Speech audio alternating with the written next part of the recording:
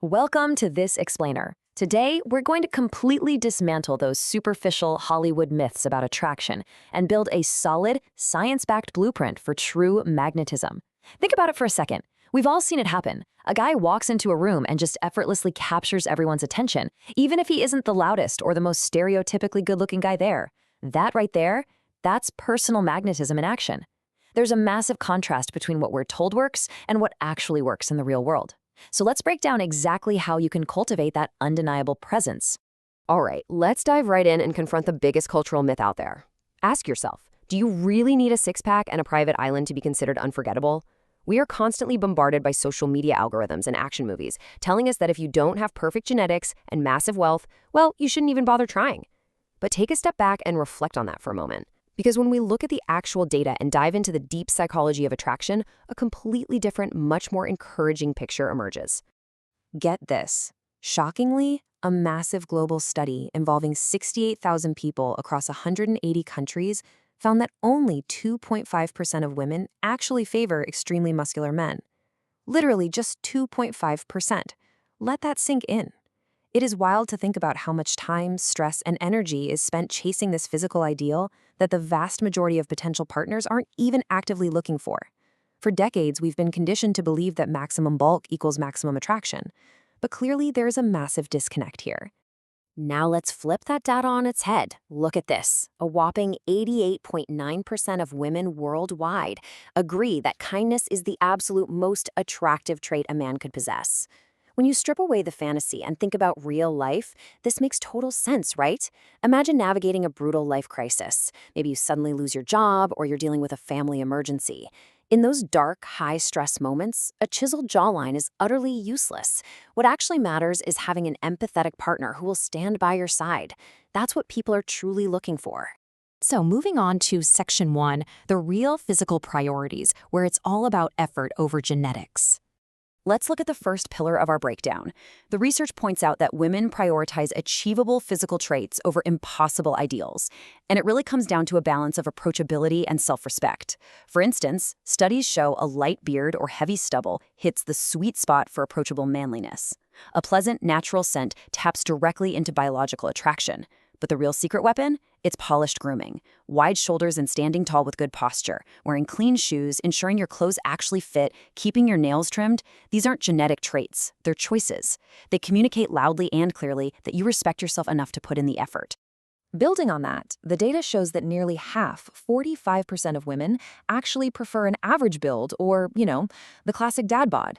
So the crucial takeaway here is that being fit is about having the energy and vitality to live fully, not achieving rigid perfection. People want a partner who has the stamina to go on a spontaneous weekend hike or play with the kids. They don't want someone who is so exhausted from grinding in the gym or so strict about their diet that they can't even enjoy a slice of pizza on a Friday night. Vitality is magnetic. Exhaustion is not. Okay, Section 2, Mastering Magnetic Charisma. And as the subtitle points out, this is a learned skill.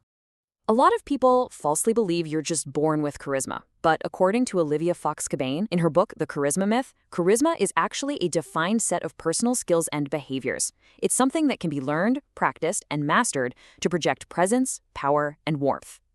Think about what overcoming internal discomfort feels like in the real world. It's fighting that intense urge to check your phone when someone is talking to you, or maintaining eye contact even when it feels slightly awkward. Pushing through that is how you build true presence. Look at this quote from her. Charisma is not based on something you are, but on something you do. Honestly, what's so incredibly empowering about this is how it completely reframes charisma. It's not some mystical gift bestowed upon a lucky few. It's an acquired habit you can practice every single day. Choosing to put your phone away, making strong eye contact, actively listening, those simple, deliberate actions literally build your charisma muscle over time. It is entirely within your control. That brings us to Section 3, Confidence without arrogance. We need to draw a very clear behavioral line here. Because building on charisma obviously requires confidence, right? But the difference between genuine confidence and toxic arrogance is absolutely crucial. An arrogant man pushes people down to feel big. He treads on toes, ignores advice, and literally cannot admit his faults. A truly confident man, on the other hand, has the internal security to lift others up. He listens to feedback and he actually owns his mistakes. True confidence doesn't make people feel small, it makes the people around you feel safe and valued. You know the saying, a smirk is the face of an arrogant man, and a smile is the face of a confident gentleman? Well, it's true. Manners make the man, and people can spot ugly arrogance from a mile away. A smirk basically screams that you think you're fundamentally better than everyone else in the room. It pushes people away. But a genuine, calm smile, that naturally invites connection. It shows you're comfortable in your own skin. All right, moving to section 4, the ultimate trait, kindness. This is truly the anchor of magnetism. Let's bring it back to the emotional core.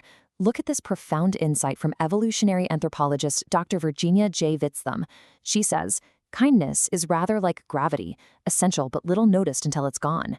From a purely scientific standpoint, human beings evolved to seek out kindness because historically, a supportive partner literally meant the difference between surviving a crisis and perishing. We are deeply biologically wired to be magnetized by people who show genuine care. So what does kindness in action actually look like? It means giving without expecting a return. No secret scorekeeping.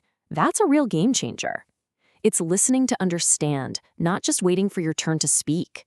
It's making absolutely sure the people around you are safe and protected, and genuinely celebrating their wins instead of feeling threatened by them. Show up consistently like that, and you earn deep respect everywhere you go.